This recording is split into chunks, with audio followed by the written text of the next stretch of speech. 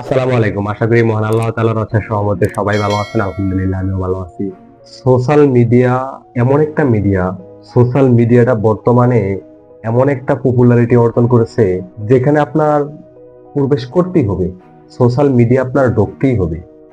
আপনি চাইলেও social media থেকে দূরে থাকতে পারবেন না। কারণ সোশ্যাল মিডিয়াটা বর্তমানে আমাদের দেশের সাথে সাথে, আমাদের জেনারেশনের সাথে সাথে এতটাই আপডেট হয়ে গেছে। তাই এই সোশ্যাল মিডিয়াটা যদি আমরা পরিচ্ছন্ন রাখতে পারি, তাহলে আমাদের দেশের, আমাদের সমাজের অন্তত 90% মানুষ পরিচ্ছন্ন, পাপমুক্ত, অন্যায় অপরাধ মুক্ত থাকতে পারবে। ভিডিওটি শুরু করার আগে সবার কাছে ছোট্ট একটি রিকোয়েস্ট, আপনি যদি এই চ্যানেলের নতুন দর্শক হয়ে থাকেন তাহলে অবশ্যই চ্যানেলটি সাবস্ক্রাইব করে পাশে থাকা বেল আইকনটি প্রেস করে রাখুন। যদি আগে থেকেই চ্যানেলটি সাবস্ক্রাইব করে থাকেন তাহলে থ্যাংক ইউ সো মাচ। আর ভিডিওটি যদি ফেসবুক পেজ থেকে দেখে থাকেন তাহলে অবশ্যই পেজটি ফলো করতে ভুলবেন না।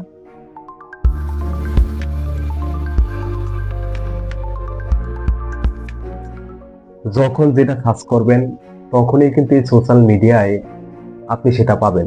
আপনি ভালো বলেন, খারাপ বলেন, নৈতিক বলেন, অনৈতিক বলেন, ধর্মীয় বলেন, রাজনীতি বলেন, গেমিং বলেন, বিনোদন বলেন, শিক্ষা বলেন, এখানে আপনি যা চাইবেন তাই পাবেন। এই সোশ্যাল মিডিয়ার জন্য আমাদের জীবনচক্র, আমাদের চলার পথ যেমনটা সহজ হয়েছে, আবার এই সোশ্যাল মিডিয়ার জন্য আমাদের জীবন তেমনি অন্ধকারের দিকে দিয়ে যাচ্ছে। সোশ্যাল মিডিয়াটাকে উন্মুক্ত পেয়ে আমরা যে যার মতো ইউজ করছি, যার যেটা ভালো লাগে, যার যেটা মন চায়, সে সেটাই এই সোশ্যাল মিডিয়া প্রেজেন্ট করে।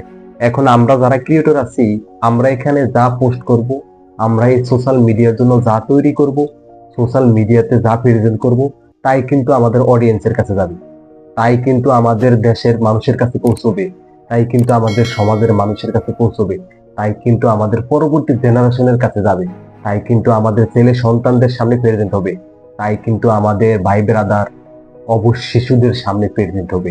এখন এখানে যদি আপনি নৈতিক কিছু তৈরি করেন, এখানে যদি আপনি শিক্ষামূলক কিছু পোস্ট করেন, এখানে যদি আপনি বিনোদন নামে অশ্লীলতা প্রেজেন্ট করেন, তাহলে কিন্তু তাদের সামনে সেই অশ্লীলতা, সেই নোংরামি, সেই সস্তা কন্টেন্টই কিন্তু তাদের সামনে প্রেজেন্ট হবে।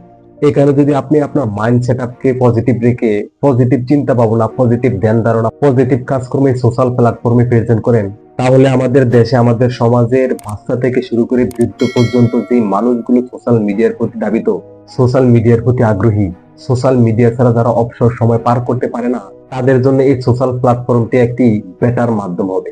তাদের জন্য এই সোশ্যাল প্ল্যাটফর্মটি একটি বেটার সঙ্গী হবে। তাই সকল কন্টেন্ট ক্রিয়েটরদের প্রতি আমার রিকোয়েস্ট থাকবে, এখানে আপনি আমি যা প্রেজেন্ট করব, এই সোশ্যাল প্ল্যাটফর্ম গুলো কিন্তু তাই সংরক্ষণ করবে। এখানে আপনি আমি যা তৈরি করব, এই সোশ্যাল প্ল্যাটফর্ম গুলো কিন্তু তাই সংরক্ষণ করবে এবং যুগ যুগ ধরে এগুলো মানুষের সামনে পৌঁছবে। এখন আমি মনে করি আমাদের পরবর্তী জেনারেশনকে সামনের দিকে এগিয়ে নিয়ে যাওয়া বা অন্ধকারের পথে ধাবিত করা, এগুলো ডিপেন্ড করে আমাদের ক্রিয়েটরদের উপরে। আমরা যারা ক্রিয়েটর আছি তাদের উপরে এই সমস্ত বিষয়গুলো ডিপেন্ড করে অন্তত 80%। কারণ একটি বিষয় খেয়াল করলে দেখবেন, মানুষ কিন্তু সাকিব খানকেও ফলো করে। আরেকটি বিষয় খেয়াল করলে দেখবেন, মানুষ কিন্তু মিজানুর রহমান আজহারিকেও ফলো করে। আরেকটি বিষয় খেয়াল করলে দেখবেন, মানুষ কিন্তু ফানি কন্টেন্ট ক্রিয়েটরদের ভিতরে রাকিবুল হাসান ভাইকেও ফলো করে। এখন আপনার উপরে, আপনার কন্টেন্টের উপরে ডিপেন্ড করে আপনি কি যুব সমাজকে বা পরবর্তী জেনারেশনকে আলোর পথে ধাবিত করবেন না অন্ধকারের পথে ঠেলে দিবেন। কারণ এখানে শুধু বৃদ্ধরা কিংবা যাদের বুঝ হয়েছে, যাদের জ্ঞান আছে, যারা সজ্ঞান, তারাই যে সময় ব্যয় করে বিষয়টি এরকম নয়। এখানে অবুঝ শিশু, বাচ্চা থেকে শুরু করে সবাই সময় ব্যয় করে। এখন হয়তোবা যাদের বুঝ আছে, যাদের জ্ঞান আছে, তারা আপনার ব্যাড হ্যাবিট গুলো বর্জন করার চেষ্টা করবে, তারা আপনার খারাপ দিকগুলো পরিত্রাণ করার চেষ্টা করবে। কিন্তু যারা অজ্ঞ আছে, অবুঝ আছে, শিশু আছে, তারা যেটা দেখে স্বস্তি অনুভব করবে, তারা যেটা দেখে মজা পাবে, তারা যেটা দেখে হাসতে পারবে বা কাঁদতে পারবে, তারা কিন্তু সেই বিষয়টাই ফলো করার চেষ্টা করবে। এক কথায় তাদের চোখে যেটা ভালো লাগবে, তারা কিন্তু সেই বিষয়টাই ফলো করার চেষ্টা করবে। তাহলে এবার চিন্তা করেন, আপনার উপরে ডিপেন্ড করে কিনা আমাদের পরবর্তী জেনারেশনের আধারের পথ বা অন্ধকারের পথ। তাই সকল কন্টেন্ট ক্রিয়েটরদের প্রতি আমার আবারও রিকোয়েস্ট থাকবে, আপনারা কন্টেন্ট তৈরি করার আগে আমাদের দেশের কথা ভাববেন, দেশের মানুষের কথা ভাববেন, দেশের যুব সমাজের কথা ভাববেন, দেশের কৃষ্টি কালচারের কথা ভাববেন, দেশের পরবর্তী জেনারেশনের কথা ভেবে আপনারা কন্টেন্ট যদি তৈরি করতে পারেন, তাহলে আপনিও পারেন এই সমাজকে সুন্দর একটি সমাজে পরিণত করতে। তাহলে আপনিও পারবেন এই বাংলাদেশকে সোনার বাংলাদেশ হিসেবে গড়ে তুলতে। এখন আপনি আমাকে প্রশ্ন করতে পারেন, আমার একার দ্বারা কি সম্ভব এই সোশ্যাল মিডিয়াকে পরিচ্ছন্ন রাখা? আমার একার দ্বারা কি এই সোশ্যাল মিডিয়াকে নতুন গন্তব্যের পথ দেখানো সম্ভব?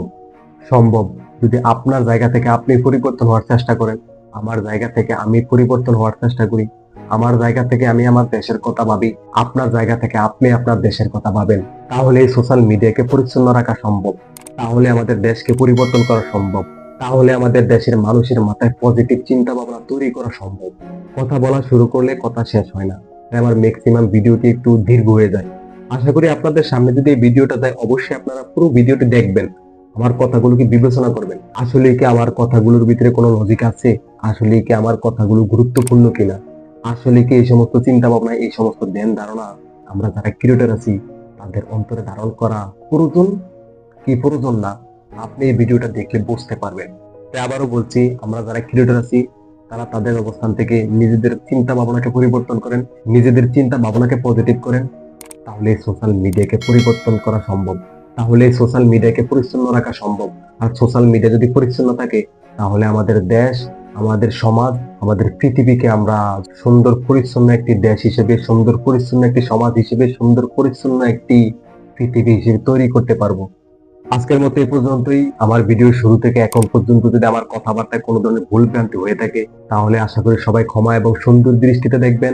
আরেকটি কথা বলি, আর আমি সব সময় বিভিন্ন বিষয়ে আপনাদেরকে মোটিভেট করার চেষ্টা করি, বিভিন্ন বিষয়ে আপনাদেরকে পরামর্শ দেওয়ার চেষ্টা করি, তাই বলে যে আমার ভুল হবে না, বিষয়টি এরকম নয়। মানুষ কখনো ভুলের ঊর্ধ্বে নয়, আর আমি একজন মানুষ।